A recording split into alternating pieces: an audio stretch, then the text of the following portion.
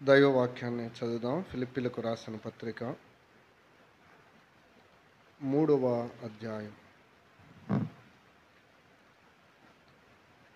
ఫిలిప్పీలకు రాసిన పత్రిక 3వ అధ్యాయం మొదటి నుండి దేవుని వాక్యాన్ని మనం చదువుదాం. నూతన నిబంధనలో 179వ పేజీ. ఫిలిప్పీ పత్రిక 3వ అధ్యాయం మొదటి వచనము నుండి మనం చదువుదాం. మెట్టుకు నా సహోదరులారా, ప్రభువునందు ఆనందించుడి. అదే సంగతులను మీకు రాయుట నాకు కష్టమైనది కాదు, మీకు అది క్షేమకరము. కుక్కల విషయమై జాగ్రత్తగా ఉండుడి, దుష్టులైన పనివారి విషయమై జాగ్రత్తగా ఉండుడి. ఈ ఛేదనను ఆచరించు వారి విషయమై జాగ్రత్తగా ఉండుడి. ఎందుకనగా శరీరమును ఆస్పాదము చేసుకొనక దేవుని యొక్క ఆత్మ వలన ఆరాధించుచు క్రీస్తు యేసునందు అతిశయపడుచున్న మనమే సున్నతి ఆచరించువారం. కావలయునంటే నేను శరీరమును ఆస్పాదము చేసుకొనవచ్చును, మరి ఎవడైనను శరీరమును ఆస్పాదము చేసుకునదలిచిన ఎడల నేను మరి ఎక్కువగా చేసుకొనవచ్చును. 8వ దినమున సున్నతి పొందితిని, ఇశ్రాయేలు వంశము వాడనై బెన్యామీను గోత్రములో పుట్టి హెబ్రీల సంతానమైన హెబ్రీయుడనై ధర్మశాస్త్రము విషయము పరిసయ్యుడనై ఆసక్తిము విషయము సంఘమును హింసించువాడనై ధర్మశాస్త్రము వలనైన నీతి విషయమందు అనిందుడనై ఉంటేనే అయినను ఏవేవి నాకు లాభకరములై ఉండునో వాటిని క్రీస్తు నిమిత్తము నష్టముగా ఎంచుకొంటిని. నిశ్చయముగా నా ప్రభు అయిన యేసుక్రీస్తును గూర్చిన అతి శ్రేష్టమైన జ్ఞానము నిమిత్తమై సమస్తమును నష్టముగా ఎంచుకొనుచున్నాను. క్రీస్తును సంపాదించుకొని ధర్మశాస్త్రము మూలమైన నా నీతిని గాక క్రీస్తునందలి విశ్వాసము వలనైన నీతి అనగా విశ్వాసమును బట్టి దేవుడు అనుగ్రహించు నీతి గలవాడనై ఆయన యందు అగపడు నిమిత్తమును ఏ విధము చేతనైనను మృతులలో నుండి నాకు పునరుద్ధానము కలగవలనని ఆయన మరణ విషయములో సమాన అనుభవం గలవాడనై ఆయనను ఆయన పునరుద్ధాన బలమును ఎరుగు నిమిత్తమును ఆయన శ్రమలలో పాలివాడనగుట ఎట్టిదో ఎరుగు నిమిత్తమును సమస్తమును నష్టపరుచుకొని వాటిని పెంటతో సమానముగా ఎంచుకొనుచున్నాను. ప్రార్థన. కృపగల మా ప్రభువా, దయామయ, ప్రేమమయ, మీ యొక్క సర్వోన్నతమైన నామమునకు స్తుతులు స్తోత్రములు చెల్లిస్తున్నాం. అత్యల్పులమైన మమ్మును ప్రేమించి నిజదేవుడవు, సత్యదేవుడవు, మహోన్నతుడవైన మిమ్మును పూజించి గణపరచి హెచ్చించుటలో మీరు చూపిన కృపకై మీకు వందనాలు. ప్రభువా, మిమ్మను ఆత్మతో సత్యముతో ఆరాధించే గొప్ప భాగ్యాన్ని ఇచ్చారు. మిమ్మను స్తుతిస్తూ ఉన్నాం. మరి ఎక్కువగా మిమ్మను మహిమపరచుటకు, ఘనపరచి హెచ్చించుటకు, మా జీవితాల ద్వారా మీ నామానికి మహిమ కలిగించుటకు కృప చూపించండి. సువార్త భాగముగా మీ లేఖనములను చదివి మీ మాట కొరకై ఎదురు చూస్తూ ఉన్నాం. అత్యల్పులము, లోకములో ఎన్నిక లేని వారం. ఒక్క మాట ప్రభువా, మాతో మీరు మాట్లాడండి. మీ మాట ద్వారా మేము జీవించున్నట్లుగా, విశ్వాసములో అంతకంతకు ఎదుగునట్లుగా మేము హెచ్చరించబడి మీ కొరకై నమ్మకమైన సాక్షులుగా జీవించున్నట్లు మీరు మాతో మాట్లాడండి. బలహీనుడైన మనుషుని మరుగు చేయండి నాయనా. దూరముగా దగ్గరగా వింటున్న మా అందరితో మీరే మాట్లాడి మహిమ, ఘనత, ప్రభావం మీరే పొందుకొనమని లోకరక్షకుడు, రాజ్యాది రాజు, ప్రభులకు ప్రభువుగా త్వరలో తిరిగి రానయ్యున్న యేసుక్రీస్తు ప్రభు ఘననామమున ప్రార్థన చేయుచున్నాము తండ్రి, ఆమేన్. చెరోచన మీ అందరికీ ప్రభు అయిన యేసుక్రీస్తు నామమున. ఫిలిప్పీ పత్రికలో నుండి దేవుని వాక్యాన్ని మనం క్రమంగా ధ్యానం చేస్తూ వస్తున్నాం. ఫిలిప్పీ పత్రిక క్రీస్తు కేంద్రిత పత్రిక. ఆయనను మూలముగా, ఆయనను ఆధారముగా చేసుకొని ఫిలిప్పీ పత్రికను మనం అర్థం చేసుకోవచ్చు. ప్రియులారా, విశ్వాసులమైన మనకు అనేకమైన పాఠాలు, క్రీస్తును బట్టి దేవుడు మనకు అనుగ్రహిస్తున్న పాఠాలను ఈ గ్రంథములో మనం చూడగలం. మొదటి అధ్యాయములో క్రీస్తే నా జీవితం అని చెప్పాడు. The believers life. మొదటి అధ్యాయం క్రైస్తవుని జీవితం లేక విశ్వాసి జీవితం.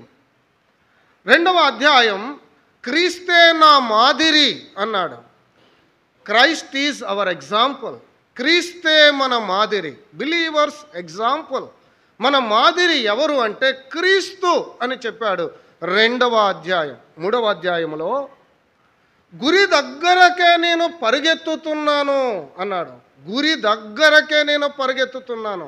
బిలీవర్స్ ఆబ్జెక్ట్ అంటే లక్ష్యం. గురి దగ్గరకే నేను పరిగెత్తుతున్నాను. విశ్వాసి యొక్క లక్ష్యం, విశ్వాసి యొక్క గురి, దాన్ని గురించి పౌలు ఈ అధ్యాయంలో మాట్లాడాడు. ప్రియులారా, మన లక్ష్యం ఎవరు అంటే క్రీస్తే. క్రీస్తే మన గురి అన్నది ఈ మూడవ అధ్యాయంలో మనం నేర్చుకోవచ్చు. నాలుగవ అధ్యాయంలో నన్ను బలపరుస్తున్న క్రీస్తునందే నేను సమస్తము చేయగలను అన్నాడు. క్రైస్ట్ ఈజ్ మై స్ట్రెంగ్త్ అంటే క్రీస్తే నా బలం అన్నాడండి. నాలుగవ అధ్యాయం క్రీస్తే నా బలం. నాలుగవ అధ్యాయం అనగా బిలీవర్స్ స్ట్రెంగ్త్, బిలీవర్స్ ఆబ్జెక్ట్.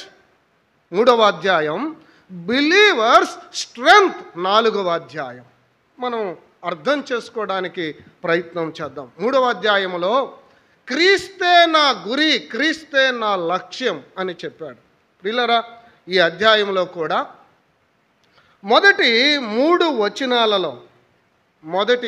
వచనాలు జాగ్రత్తలు చెప్పాడు. క్రైస్తవులకు ఇవ్వబడిన జాగ్రత్తలు, హెచ్చరికలు. There are some commands. దేవుడు మనలను ప్రేమించి మనతో మాట్లాడుతూ మనకు అందిస్తున్న కొన్ని హెచ్చరికలు మొదటి 3 వచనాలలో ఉన్నాయి. 4 నుండి మనం చదివిన 11 వరకు లేక 16 వరకున్న వచనాలలో తన సొంత సాక్ష్యాన్ని చెప్పాడు. సొంత సాక్ష్యం. మొదటి 3 వచనాలలో పౌలు ఇచ్చిన హెచ్చరికలు, 4 నుండి 16 వరకున్న వచనాలలో పౌలు యొక్క సొంత సాక్ష్యం, తన జీవిత సాక్ష్యాన్ని చెప్పాడు. 17 నుండి మనం చదివినట్లయితే చివరి వరకు 21 వరకున్న వచనాలలో పౌలు యొక్క నిరీక్షణ, ద హోప్, పౌలు యొక్క నిరీక్షణ గురించి మాట్లాడాడు. మూడు భాగాలుగా మనం చూస్తున్నాం. హెచ్చరికలు, సాక్ష్యం, నిరీక్షణ. పౌలు యొక్క హెచ్చరికలు మొదటి 3 వచనాలు. ఆ తర్వాత 4 నుండి 16 వరకున్న వచనాలలో పౌలు యొక్క సాక్ష్యం, పౌలు యొక్క జీవితం, తన సొంత జీవితాన్ని మనకు పరిచయం చేస్తున్నాడు, సాక్ష్యాన్ని చెప్తున్నాడు. 17 నుండి 21 వరకున్న వచనాలలో పౌలు యొక్క నిరీక్షణ చెప్పాడు, తన జీవిత నిరీక్షణ. ప్రియులారా, దేవుడు మనకు గొప్ప నిరీక్షణనిచ్చాడు. శుభప్రదమైన నిరీక్షణ. మన నిరీక్షణ పరలోకం, పరలోకం, పరలోకం. మన పౌరస్థితి పరలోకమందుంది. ప్రభువా, నేను దాని కొరకై ఎదురు చూస్తున్నాను. నా నిరీక్షణ నీవే. నీ రాకడ కొరకై నేను ఎదురు చూస్తున్నాను. ఒక క్రైస్తవుని యొక్క నిరీక్షణ క్రీస్తు యొక్క రాకడ. ప్రియులారా, పరలోకం, పరలోకం, మన పౌరస్థితి పరలోకమందుంది అని తన నిరీక్షణను మనకు పరిచయం చేస్తున్నాడు. మన నిరీక్షణ కూడా అదే. అందుకే ఈ పాఠాలు. మొదటి 3 వచనాలలో పౌలు చెప్పిన హెచ్చరికలు చదువుదామా? ఒక్కొక్క వచనాన్ని మనం అలాగూ జ్ఞాపకానికి తెచ్చుకొని ముందుకు దాటి వెళ్దాం. 3వ అధ్యాయం మొదటి వచనం. మెట్టుకు నా సహోదరులారా మెట్టుకు నా సహోదరులారా ప్రభువునందు ఆనందించుడి. ప్రభువునందు ఆనందించుడి. అదే సంగతులను మీకు రాయట నాకు కష్టమైనది కాదు. అది మీకు అది క్షేమకరము అన్నాడు. మెట్టుకు నా సహోదరులారా అంటే he starting a new topic, ఒక కొత్త దాన్ని ప్రారంభిస్తున్నాడు. మొదటి అధ్యాయంలో కొన్ని సంగతులు చెప్పాడు, రెండవ అధ్యాయంలో కొన్ని సంగతులు చెప్పాడు, మూడవ అధ్యాయంలో ఒక కొత్త టాపిక్, న్యూ టాపిక్ ప్రారంభం చేశాడు. అందుకనే మెట్టుకు నా సహోదరులారా అని ప్రారంభిస్తున్నాడు, ఒక కొత్త దానిని ప్రారంభిస్తున్నాడు. ఏంటది? మరలా చదువుదాం. ప్రభువునందు ఆనందించుడి. ఎక్కడున్నాడో తెలుసా? పౌలు ఎక్కడ నుండి ఈ మాట చెబుతున్నాడో తెలుసా? రోమా చెరసాలలో, బంధకాలలో ఉండి, ఖైదులో ఉండి, జైలులో ఉండి అంటున్నాడు, మెట్టుకు నా సహోదరులారా ఆనందించుడి అంటున్నాడు. ఎలా? ప్రభువునందు ఆనందించుడి. ఎవరినందు చెప్పరే?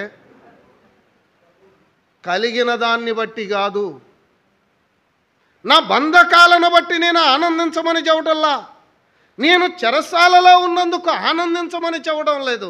ఇది కాదు, పరిస్థితులను బట్టి కాదు, కలిగిన దాన్ని బట్టో పరిస్థితులను బట్టో కాదు మనం ఆనందించవలసింది, ప్రభువునందు ఆనందించుడి. పరిస్థితులు ఎలా ఉన్నా, ఇబ్బందులు ఎలా ఉన్నా, కష్టాలు ఎలా ఉన్నా, శ్రమలు ఎలా ఉన్నా, లోకం ఎలా ఉన్నా, చుట్టూ ఉన్న మనుషులు ఎలా ఉన్నా, ఎవరిలో మనం ఆనందించాలి అంటే ప్రభువులో ఆనందించాలి. ఎందుకు రావటం లేదు మందిరానికంటే ఏమి చెప్పంలే బ్రదర్, ఇక పెద్ద లిస్టు చెప్తారు. మీరు దేవుని కోసం వస్తున్నారా, మనుషుల కోసం వస్తున్నారా? Straight question. మీరు దేవుణ్ణి చూసి దేవుణ్ణి వెంబడిస్తున్నారా, మనుషులను చూసి దేవుణ్ణి వెంబడిస్తున్నారా? How sad it is. పరిస్థితులు ఎలా ఉన్నా, మనుషులు ఎలా ఉన్నా, సందర్భం ఏదైనా, జ్వరమైన, రోగమైన, ఇరుకైన, ఇబ్బంది అయినా, ఆర్థిక బాధలైనా, కుటుంబ సమస్యలైనా, ఏ కష్టమైనా ప్రియులారా ప్రభువునందు ఆనందించండి. ఉంటాయి, శరీరంలో ఉన్నంతకాలం అనారోగ్య సమస్యలు ఉంటాయి, లోకంలో ఉన్నంతకాలం బాధలు ఉంటాయి, కష్టాలు ఉంటాయి, నమ్మని వారు మన చుట్టూ ఉన్నప్పుడు మనకు అనేకమైన ఆటుపోట్లు ఉంటాయి. ఇవన్నీ సహజమే. అదే చెప్తున్నాడు పౌలు. నేను బంధకాలలో ఉన్నా, నేను కష్టాలలో ఉన్నా, కటిక చీకటి గాఢాంధకారంలో ఉన్నా, తిండి లేక, బట్టలు లేక, బాధలు, హింస, ఆ చెరసాలలో వేసి బొండలు బిగించి బాగా కొట్టి కటిక చీకటిలో తోసేశారట. ఈనాటి జైలు కాదు, ఆయనకి ఎవరికొలు జైల్లో ఉంటే ఏసీ పెట్టారంట. ఈ జైలు కాదయ్యి, 1, 2, 3 కూడా ఆ గదిలోనే. మీకు అర్థం అవడానికి చెప్తున్నా. అంత భయంకరమైన చెరసాలలో ఉండి అంటున్నాడు, ప్రభువునందు ఆనందించుడే. What a wonderful statement. ప్రియులరా, పరిస్థితులను చూసి ఎన్నడే కానీ దిగులు పడకు, ప్రభువును చూసి ఆనందించు. ఆనందం వేరు, సంతోషం వేరు. సంతోషం కొద్దిసేపు ఉండేది, ఆనందం లైఫ్ లాంగ్, జీవితాంతము ఉండేది. అమ్మా, అప్పటికప్పుడు కలిగిన దాన్ని బట్టి కలిగేది హ్యాపీ, సంతోషం, అది కొద్దిసేపే. కానీ ప్రభువు వలన జీవితాంతం ఆనందం. ప్రియ స్నేహితుడా, ఈ ఆనందాన్ని నీవు పొందుకున్నావా? నా దేవుడు ఉన్నాడు, నా దేవుడు వస్తాడు, నాకు పరలోకం ఇస్తాడు, నన్ను తీసుకొని వెళ్తాడు, పరమ దేవుడు నా పక్షమున ఉన్నాడన్న ఆనందం నీకుందా? ప్రభును నమ్మావా? ప్రభు బిడ్డగా చేయబడ్డావా? ఈ ఆనందం లైఫ్ లాంగ్. పరీక్ష పాస్ అయ్యాం, సంతోషమే. ఉద్యోగం వచ్చింది, సంతోషమే. బిడ్డలు పుట్టారు, సంతోషమే. అది కొద్దిసేపే, ఓ దెబ్బ కొట్టంగానే పోయిద్ది. మళ్ళీ మన మాటకి ఎదురు తిరగంగానే పోయిద్ది ఆ సంతోషం. బిడ్డలు పుట్టిన సంతోషం కొద్దిసేపే. ఇలారా, జీవితాంతం బ్రతికినంత కాలం నీ జీవితాంతం నీకు ఆనందాన్ని ఇచ్చేది ప్రభువే. ఆయనే మన నిరీక్షణ, ఆయనే మన దేవుడు, ఆయన చూసి ఆనందం. It's a Joy.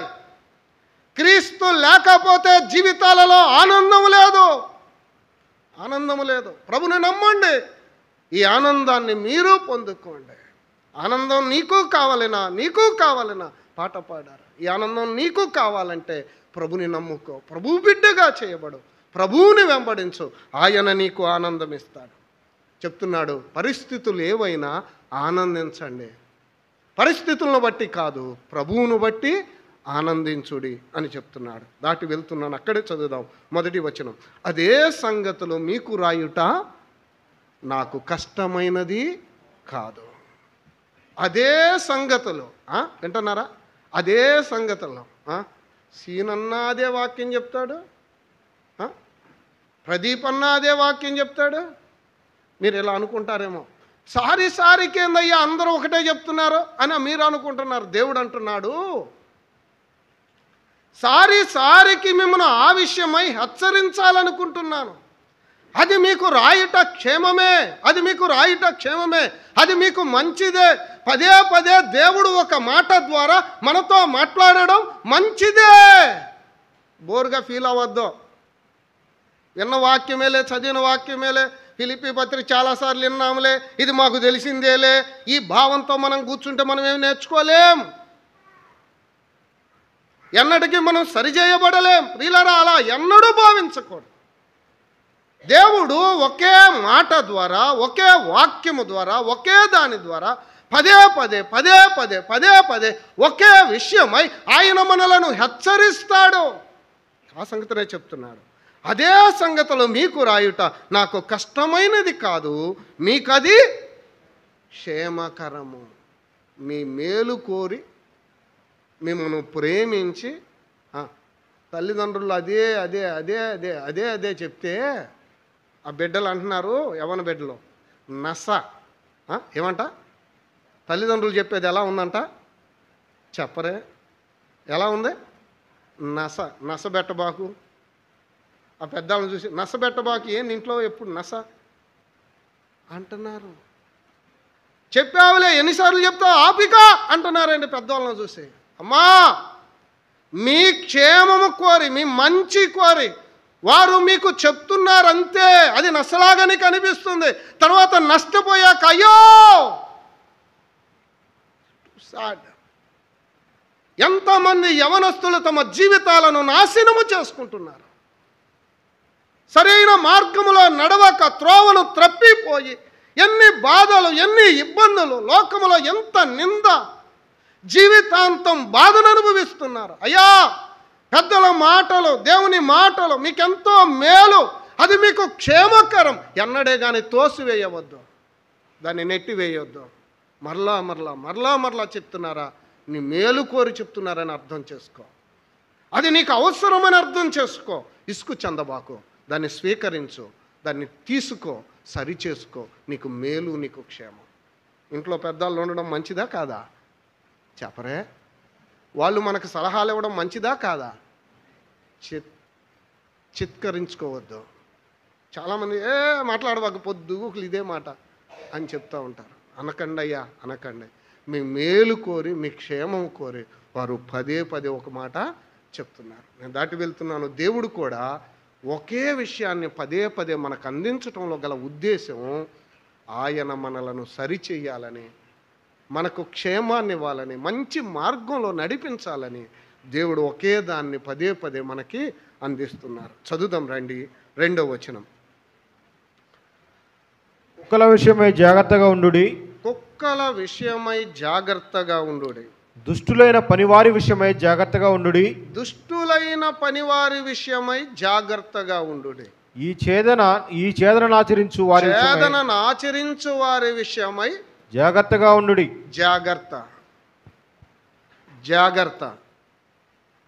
జాగ్రత్త ఎన్నిసార్లు ఉంది? 3 సార్లు. That is the importance. దాన్ని బట్టే మనం అర్థం చేసుకోవచ్చు ఆ వచనం మనకి ఎంత విలువైనదో. ప్రయాణమై వెళ్తున్న చిన్న బిడ్డకి తల్లిదండ్రులు జాగ్రత్తలు చెప్తున్నారు. చదువుకెళ్తున్నారు, ఆ తల్లిదండ్రులు జాగ్రత్తలు చెప్పి పంపిస్తున్నారు. గడప దాటి బయటికి వెళ్తున్నారు బిడ్డలు, తల్లిదండ్రులు జాగ్రత్తలు చెప్పి పంపిస్తున్నారు. పౌలు కూడా మనకు 3 జాగ్రత్తలు చెప్పాడు. ఎన్ని? కుక్కల విషయమై జాగ్రత్త, దుష్టులైన పనివారి విషయమై జాగ్రత్త, చేదనను ఆచరించు వారి విషయమై జాగ్రత్త. 3 జాగ్రత్తలు చెప్పాడు. ఒకటి, కుక్కల విషయమై జాగ్రత్త. నాకు పలకటానికి కూడా ఇబ్బందిగా ఉంది. ఈ వాక్యాన్ని ధ్యానించేటప్పుడు కూడా చాలా బాధ కలిగింది. ఎలా అని. అయినా పర్లేదు, కుక్కలను ప్రేమించేవారు ఉన్నారు, ఇక్కడ ఉంటారు. ఈ రోజుల్లో కుక్కలను పెంచుకునే వాళ్ళు ఎక్కువైపోయారు. మంచిదే, అది మీ ఆసక్తి. బైబిల్ ఏం చెప్తుందో తెలుసా? కుక్క అనేది ఏ అన్క్లీన్ యానిమల్. అది పరిశుద్ధమైనది కాదు, అది పవిత్రమైనది కాదు. It's a unclean animal. అది పరిశుద్ధమైనది కానే కాదు. పేతురు మొదటి పత్రిక 2వ అధ్యాయం. నాతో కలిసి రండి, బైబిల్ ఏం చెప్తుందో మనం చదవడానికి ప్రయత్నం చేద్దాం. 2వ అధ్యాయం 22వ పత్రిక. పేతురు 2వ పత్రిక 2వ అధ్యాయం 22వ వచనం. కుక్క తన వాంతికి తిరిగినట్టును, తన వాంతికి తిరిగినట్లు, ఏది వాంతించుకుంటుందో దాన్నే దాని వైపే తిరుగుతుందట. మా అన్న అన్నాడు, ఏంది బ్రదర్ ఇవి చదివావు అన్నాడు. ఒక ఇంటికి తీసుకుపోయి వాక్యం చెప్పమంటే నేను వాక్యం చెబుతూ మధ్యలో ఈ వచనం చదివా. కొంతమంది అలా బాధపడతారేమో, కానీ బైబిల్లో ప్రతి మాట మనకి అవసరమా కాదా? అవసరమే. కుక్క తన వాంతికి తిరుగుతుందట. అంటే it's a clean or unclean? చెప్పండి. అన్క్లీన్, పరిశుద్ధమైనది కాదు, పవిత్రమైనది కాదు, అపవిత్రమైన జంతువు. కుక్క అపవిత్రమైన జంతువు. కుక్కల విషయమై జాగ్రత్త. అపరిశుద్ధులు, అపవిత్రులు, దుష్టులు, అటువంటి వారి విషయమై జాగ్రత్త. జాగ్రత్త అని చెప్పాడు. మీకు తెలుసు కదా, దారిన పోతా ఉంటే అది గబక్కన మీదకి వస్తుంది. ఆ మెత్తటి కండ అలా పట్టి లాగుతుంది, అవునా? చాలా బాధాకరంగా కరుస్తుంది, మీద పడుతుంది. బైక్ మీద వెళ్తుంటే కుక్కలు వెంపడబడుతూ ఉంటాయి. మీరు చూడండి కావాలంటే. నేను అనుభవించాను, చాలామంది అనుభవించి ఉంటారు. అది మనం ఏమీ చేయకపోయినా మనం వెంబడి పడుతుంది, మన మీదకి వస్తుంది, మనలను కరుస్తుంది. ప్రియులారా, తగాదాల కొరకై, గొడవల కొరకై, మాటల విషయమై పరిగెత్తే వాళ్ళు ఉన్నారు, తొందరపడే వాళ్ళు ఉన్నారు, నోరు చాలా తొందరగా ఉపయోగించేవారు ఉన్నారు. Be careful, beware.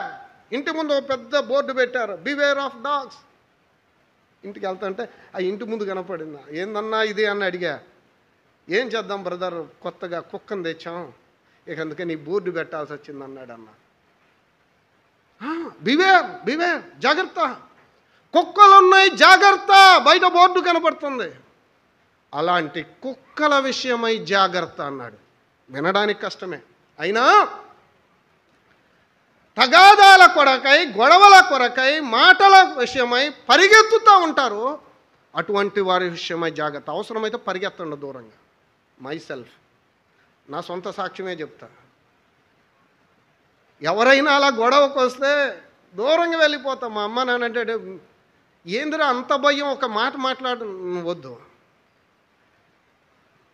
బయట నుంచి లోపలికి వెళ్ళేది ఏది మనల్ని అపవిత్రపరచదు, లోపల నుండి బయటికి వెళ్ళేది మనల్ని ఏం చేస్తుంది?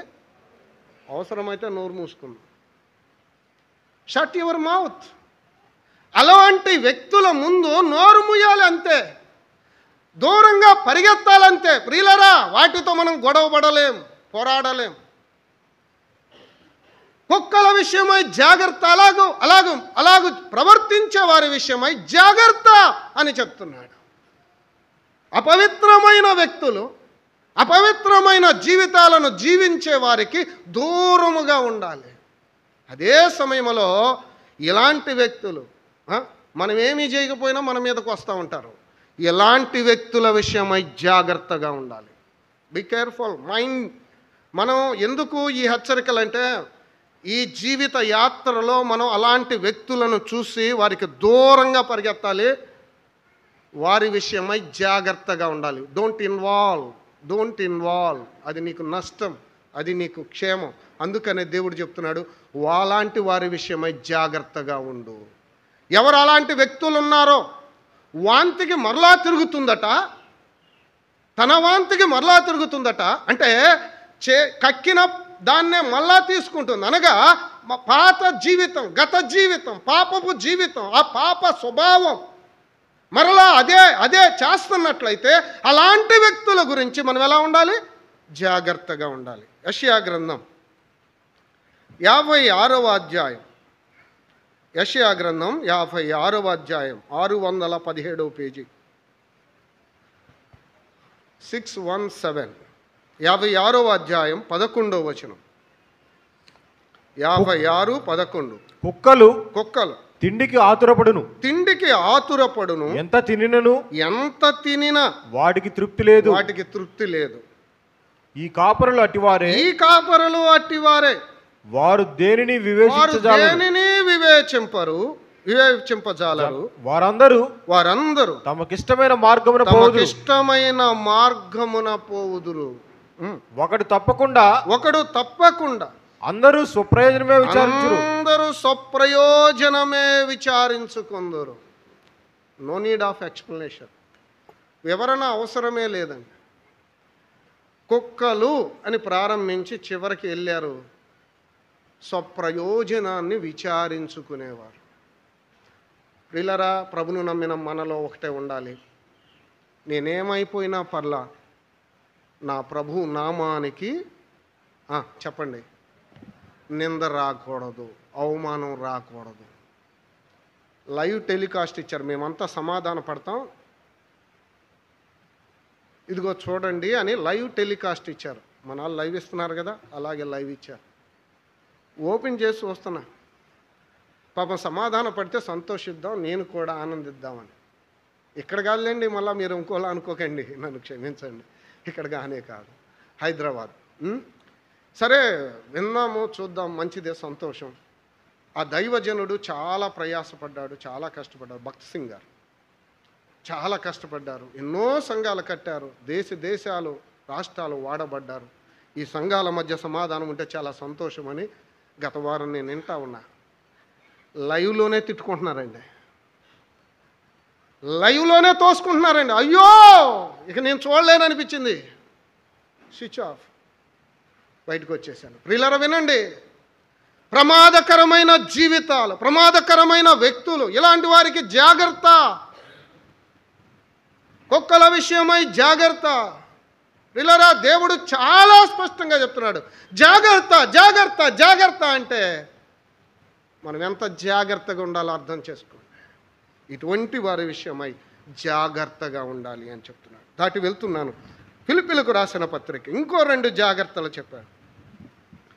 3వ అధ్యాయం 2వ వచనాన్ని చదువుదాం. ఫిలిప్పీ పత్రిక 3:2.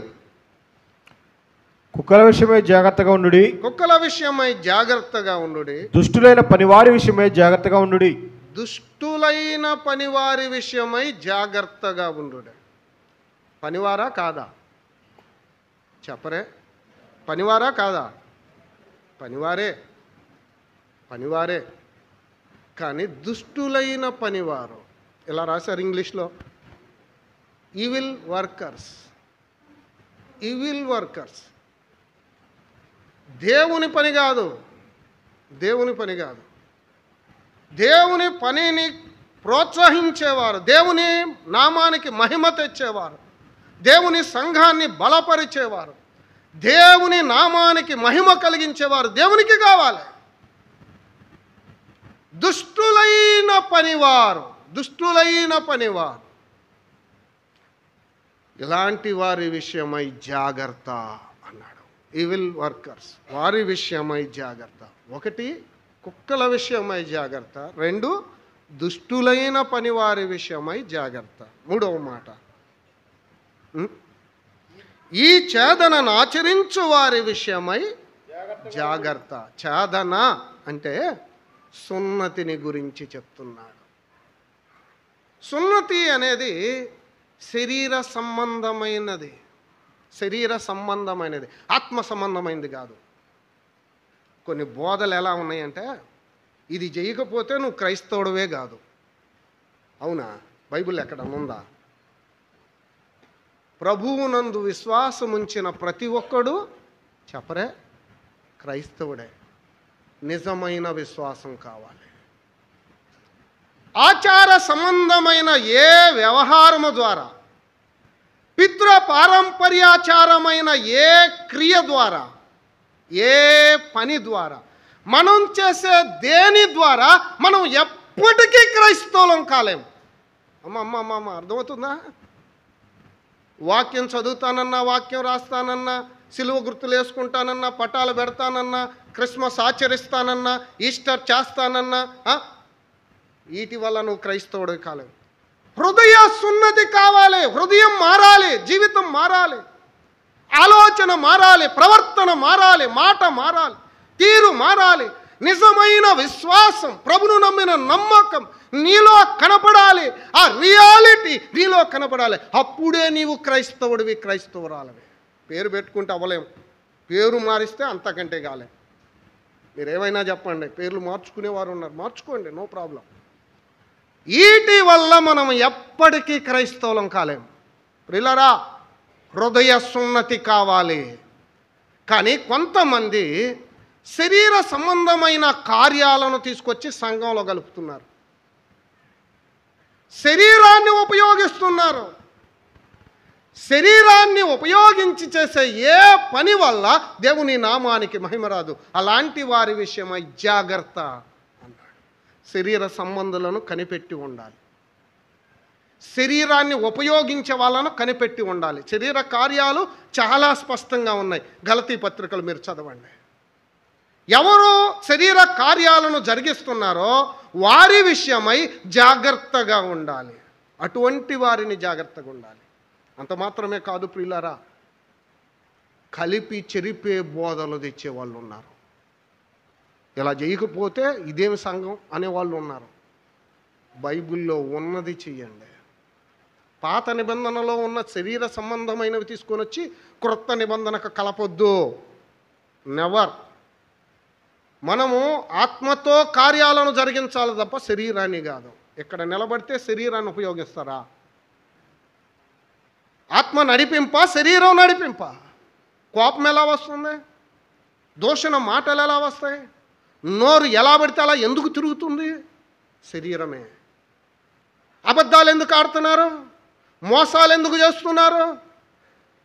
రొట్టె రసం తీసుకుంటూనే ఉన్నారు, పాటలు పాడుతూనే ఉన్నారు, వాక్యం చెప్తూనే ఉన్నారు, హెచ్చరిస్తూనే ఉన్నారు, నడిపిస్తూనే ఉన్నారు, పెద్దలుగానే ఉన్నారు, విశ్వాసులుగానే ఉన్నారు. ప్రతిదినం దేవానికి స్తోత్రం అంటున్నారు, శరీరాన్ని ఉపయోగిస్తున్నారు. ఇలాంటి వారి విషయమై జాగ్రత్త.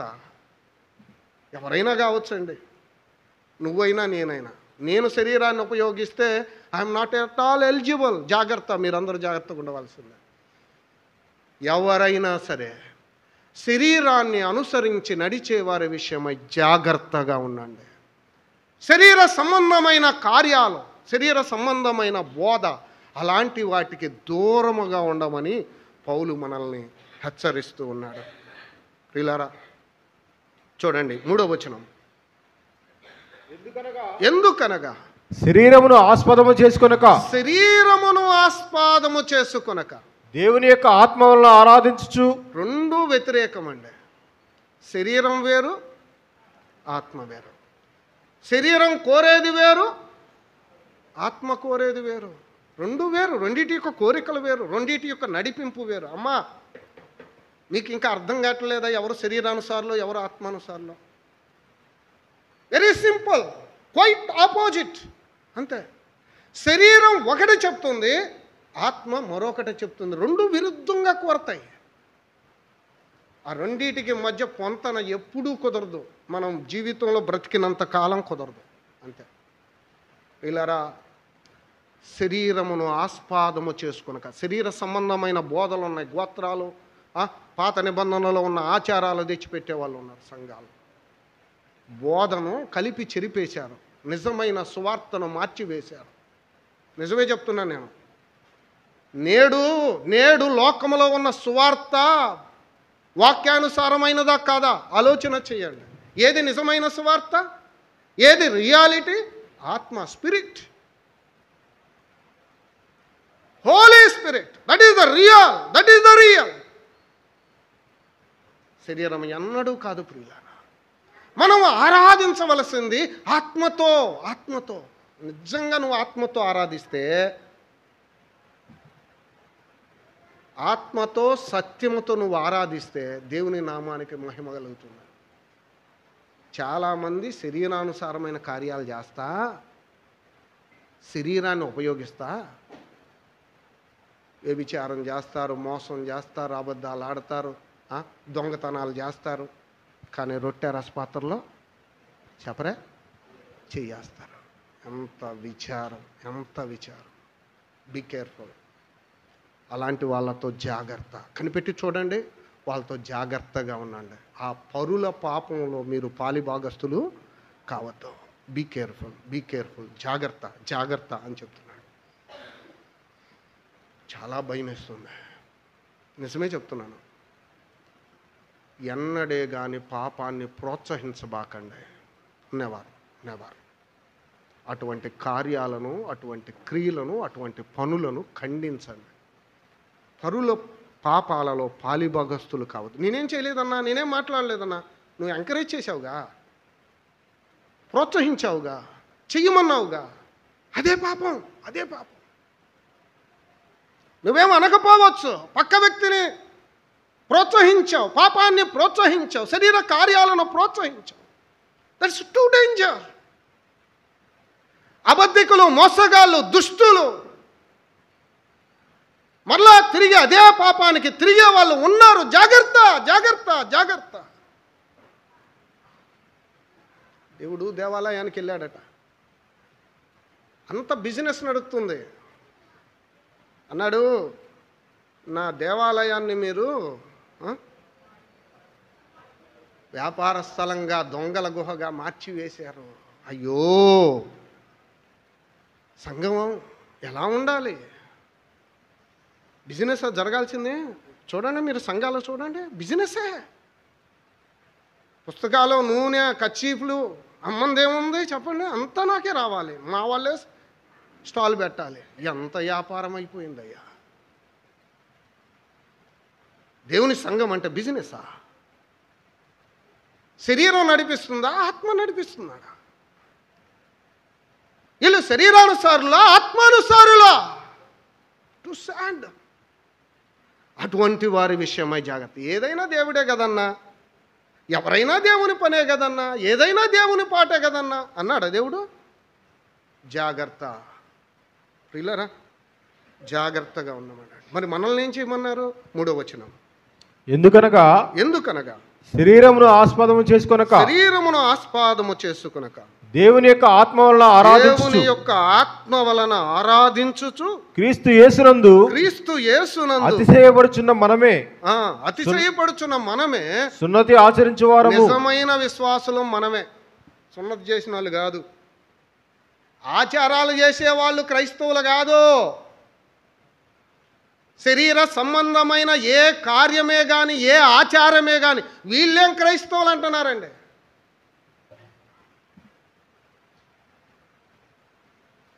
లోపల హృదయమందు విశ్వాసం ఉంచితే చాలు, ఏమి లేకపోయినా పర్లా. నేను ఒకటే చెప్తున్నాను, మీరేమని అనుకోండి.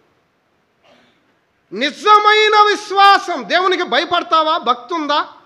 దేవుడంటే నమ్మకం ఉందా? You are a believer, that's all.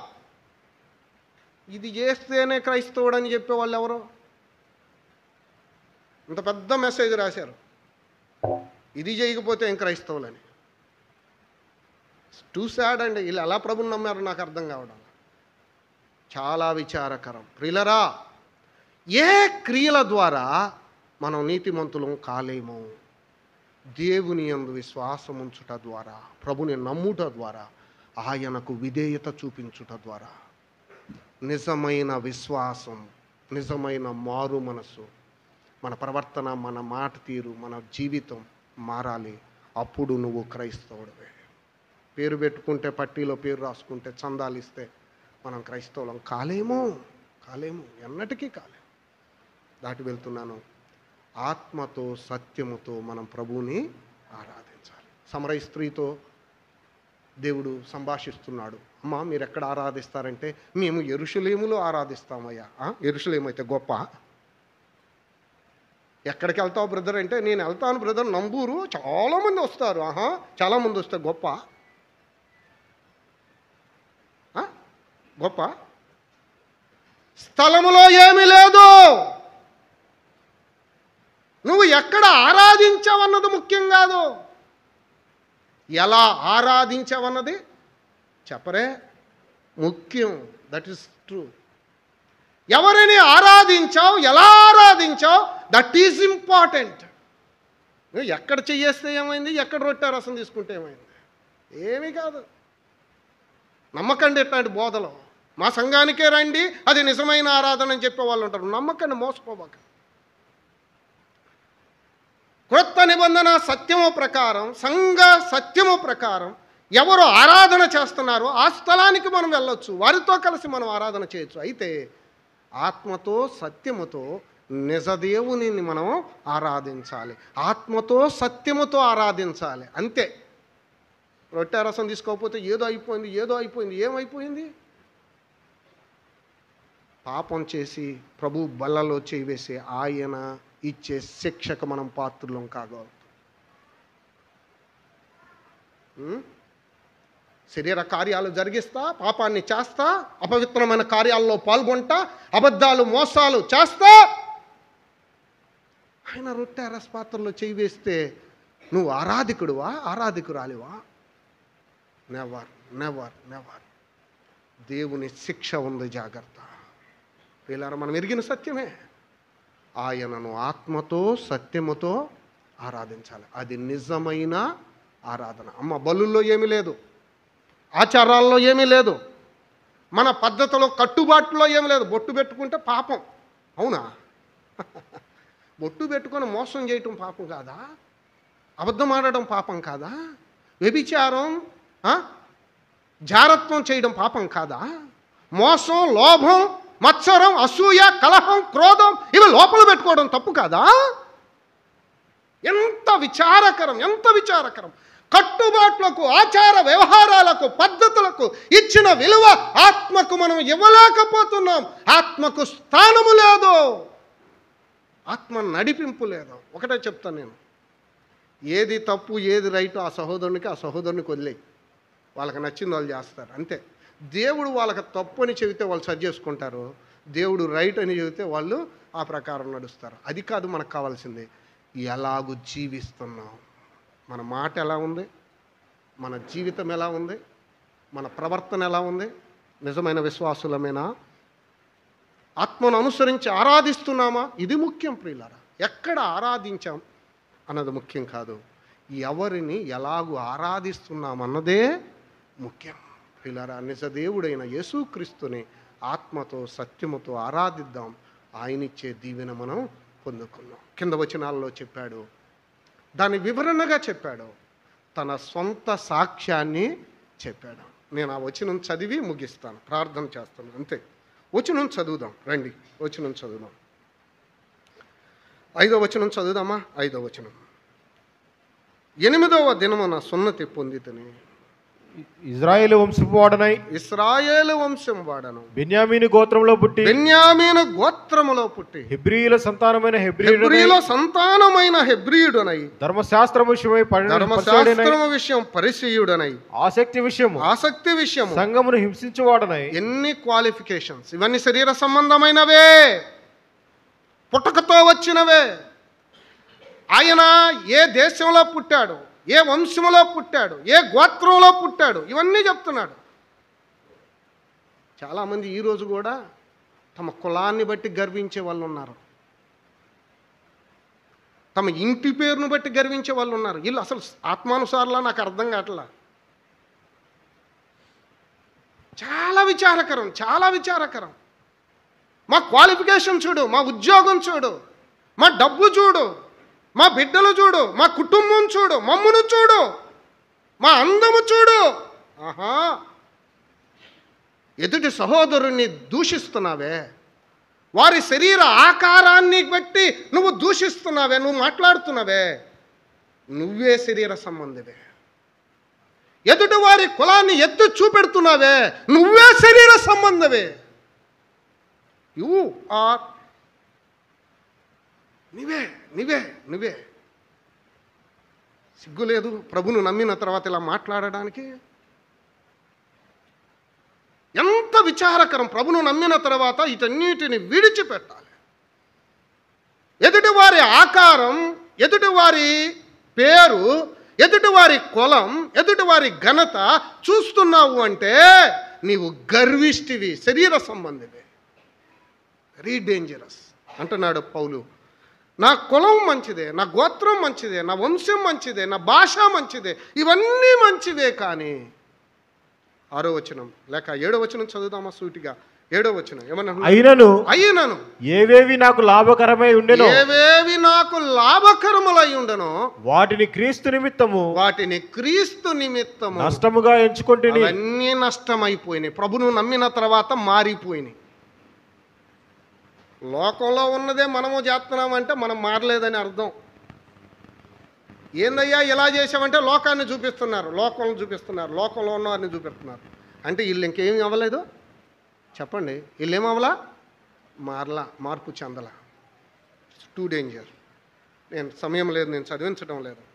కింద వచనాల్లో అన్నాడు, 11వ వచనం చివరిలో, సమస్తమును నష్టపరుచుకొని వాటిని పెంటతో సమానముగా ఎంచుచున్నాను. నష్టంగా ఎంచుకున్నాడు, వాటినన్నిటిని పెంటతో సమానంగా ఎంచాడు, బయట పారవేశాడు. లోకంలో ఉన్నట్టు మనం ఉండకూడదు, లోక పద్ధతులు మనలోకి రాకూడదు, లోకం చేసినట్టు మనం చెయ్యకూడదు.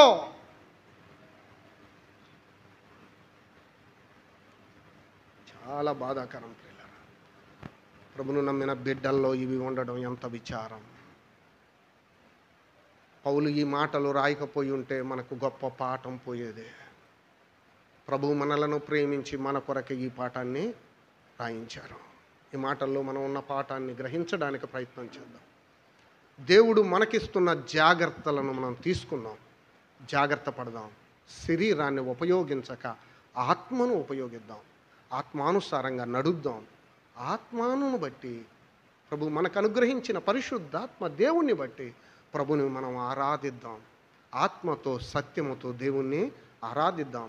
ఆత్మానుసారంగా ఈ లోకంలో జీవిద్దాం. తల ఉంచినట్లయితే ప్రార్థన. కృపగల మా దేవా, మీ దివ్యనామానికి స్తుతులు స్తోత్రములు.